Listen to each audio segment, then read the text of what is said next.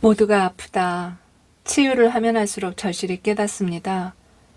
유학생들도 예외가 아닌데요. 아직은 젊은 특권층이라는 막연한 인식에 가려져서 이분들의 고통이나 당면하는 이슈들이 그냥 묻혀 있는 것 같아요.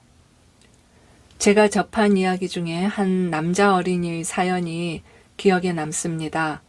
아빠는 한국에서 돈 벌고 엄마가 아이들 데리고 혼자 이곳에 온 경우인데 아이가 이 동네 초등학교에 입학하자마자 쫓겨날 뻔한 거예요. 학교 측에서 고민한 사유는 아이의 언행이었습니다. 가시나가 왜 그 모양이냐? 얼굴이 까만 걸 보니 부모가 동남아 사람이냐? 이런 말을 아무렇지도 않게 한다는 겁니다. 온 학교가 발칵 뒤집혔습니다.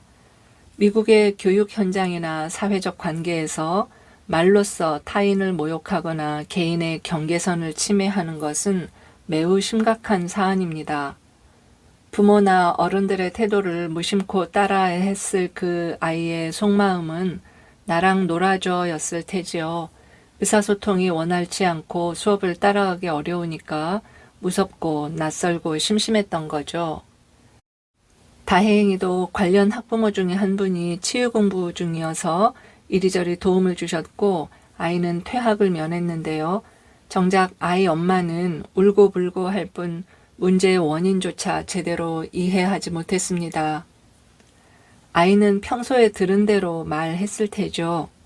갑작스럽게 다른 세상에 던져진 아이들이 이러한 차이를 파악하고 적응한다는 것은 불가능에 가깝습니다. 학교에서 선생님이 훈육하고 주의를 준다 해도 아이로서는 단시간에 적응하기 어렵죠. 가정과 학교의 훈육 문화가 다른 데서 오는 혼란도 매일매일 극심하고요. 그래서 넌 뚱뚱하고 못생겼어. 하여간 남자들이란 여자들이란 가만히 있어. 한 번만 너 더 그러면 가만 안 둬. 이런 소리를 아이들이 하고 또 어떤 아이는 친구를 따돌리고 또 어떤 아이는 아무에게나 쫓아다니면서 잔소리를 해댑니다. 이런 류의 언행을 하다가 무지하고 폭력적인 아이로 간주되고 충격과 상처가 쌓이는 날들이 반복되면서 자신이 무언가 부적절한 사람이라는 느낌이 내면화됩니다. 특히 부모가 막연한 도피처를 찾아 아이를 앞세웠거나 자기 문제와 자기 연민에 허덕인다면 아이의 고통을 공감하고 세밀히 돌보는 건 애초에 기대하기 어렵죠. 아이들은 저 혼자 눈치껏 적응하거나 스스로를 고립시키는 식으로 살아가겠죠. 하지만 이런 트라우마가 생애 전체에서 어떤 작용을 할지는 불보듯 뻔한 일입니다. 나이 들어 이민 생활을 시작하는 사람들도 어렵기는 마찬가지인데요. 저도 예외가 아니었습니다. 예전에 직업 특성상 미국과 유럽 출장이 아주 잦은 편이었는데 관광이나 비즈니스를 위해서 체류하는 것과 유학이나 이민 등 삶 속에 섞여드는 것은 전혀 다른 문제였어요. 치유 초기에 태극권을 잠시 배우러 다녔는데요. 어느 날 수업을 마치고 나니까 비가 세게 내리고 있었어요. 동료 수강생 할머니가 하늘을 쳐다보며 한숨을 쉬시기에 우산을 씌워드리겠다고 하니까 괜찮다 하시더군요. 주차장이 멀지 않다. 제가 모셔다 드릴 수 있다고 세 번째 권유했더니 그 할머니는 I said no 라며 버럭 소리를 질렀습니다. 만약 한국에서 비 맞는 노인에게 한 번 권유하고 돌아섰다면 어땠을까요? 한국식 미덕이 여기서는 경계선을 침해하는 무례로 여겨지는 겁니다. 제가 레이키를 배운 앤 레이스 선생님은 대학 교수로서 정년 퇴임을 한 분임에도 나이가 짐작되지 않는 젊은 느낌이셨어요. 사람들은 언제나 밝은 인사와 긍정적인 말을 주고받았습니다. 어느 날 저는 쾌활하게 인사한답시고 오늘은 더 젊어 보이시네요 하고 말문을 열었는데 주변에 있던 수강생들이 황급히 고개를 돌리면서 사라지더군요. 앤 선생님은 몇 초간 말을 잇지 못하더니 얼굴을 붉히면서 좋은 뜻으로 받아들이겠다고 하시더라고요. 의도가 무엇이든 외모를 직접 언급하는 것이 얼마나 부적절한지 깨달았습니다. 일상생활의 곳곳에서 이런 류의 문화 차이로 인한 무력감을 수시로 겪었어요. 수업 중에 대화하고 나누는 태도, 감정을 표현하는 법, 엘리베이터에서, 마트에서, 출입문을 여닫을 때, 오피스 건물의 다른 입주인들과의 관계, 은행 업무 등등. 그때마다 당혹과 황당 사이에서 애를 먹었어요. 저는 영어를 점점 더 못하게 되었습니다. 스스로를 치유하면서 자연스럽게 말문이 회복되기까지 3년 정도 걸렸고, 언제 어디서나 나다움을 유지하기까지는 훨씬 더 긴 시간이 걸렸습니다.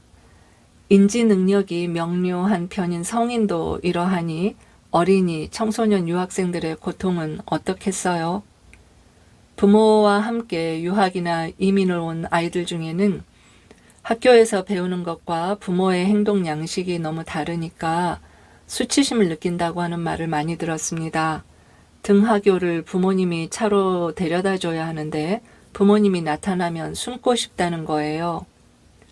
또 청소년기에 혼자 유학 온 학생들은 육체적, 심리적으로 한계 상황을 많이 겪습니다. 성공적으로 적응한 것처럼 보이는 경우에조차 내면 아이에 극심한 트라우마가 남는 거예요. 어찌됐든 적응하려다 보니까 정체성도 모호하고요. 오랜 교육을 마치고 귀국하거나 한국으로 역이민을 온 젊은 세대가 가정이나 또 한국 사회에서 지탄을 받는 경우를 종종 보는데요. 한국 사람의 태도나 사고방식을 삐딱하게 바라보는 거죠. 저는 그들을 선뜻 나무랄 수가 없더라고요. 그 아이들이 자신의 사고방식과 행동 패턴을 뜯어 고쳐서 적응하느라 얼마나 애를 썼을 것인가. 그래서 외국에서 교육받고 성장한 젊은 세대는 사실상 제3의 정체성으로 바라봐야 하는 것 아닌가 생각을 합니다. 앤 레이스 박사의 그룹에서 10년 가까이 배우는 동안 저는 성인으로서 아주 제한적인 경험만 함께 나누는 사이였음에도 문화의 차이를 거듭거듭 확인했어요. 타인의 외모에 대해 언급하는 것을 한 번도 듣지 못했고, 나이나 인종, 출생지, 결혼 여부, 거주지, 학벌, 재산 등을 묻거나 언급하는 일도 없었고, 성별이나 성적 정체성에 대한 언급, 타인의 견해나 감정에 대해 부정적으로 언급하는 것, 사적인 자리 제한 같은 것들도 전혀 없었습니다. 함께 공부했던 한 여성은 저를 영적인 자매라 부를 정도로 친근하게 여겼는데 저는 그녀의 나이나 직업, 사는 곳에 대해 알지 못합니다. 그녀도 저에게 물은 적이 없고요. 다른 여러 곳에서 치유 기법들을 배우는 동안에도 마찬가지였습니다. 개인 간의 경계선 설정이 분명하고 자기 할 말 뚜렷이 하면서도 공동의 선을 도출하는 화법들이 풍부하게 개발되어 있어요. 이런 노하우가 교육받은 시민들 사이에 비교적 잘 자리 잡혀 있다는 인상을 받습니다. 미국 문화가 우월하다는 말을 하려는 게 아닙니다.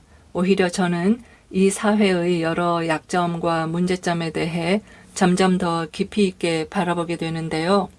다만 한 사회가 오랜 시간 공들여 가꾸어 온 문화적인 특징, 가정과 학교가 공동의 교육 목표로 삼고 있는 합의된 규칙들, 시민사회에 깊숙이 자리 잡고 있는 태도와 관행, 이런 것들을 숙지할 필요가 있고 유학생들이 거기에 적응하는 과정에서 정체성 혼란과 변형이 불가피하게 극심한 정도로 일어난다는 사실을 인식하는 것이죠.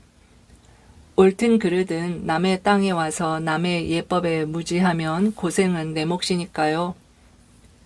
어떤 사회든 이방인들에게는 이 문제가 참으로 어렵죠. 실제로 미국 내 한국 사람들 사이에 심각한 정신적 위기나 분열적인 심리 상태, 알코올 중독 등이 흔하게 관찰됩니다. 그나마 어른들은 돈 벌 기회가 불리해서 그렇지 일상은 그럭저럭 돌아갑니다.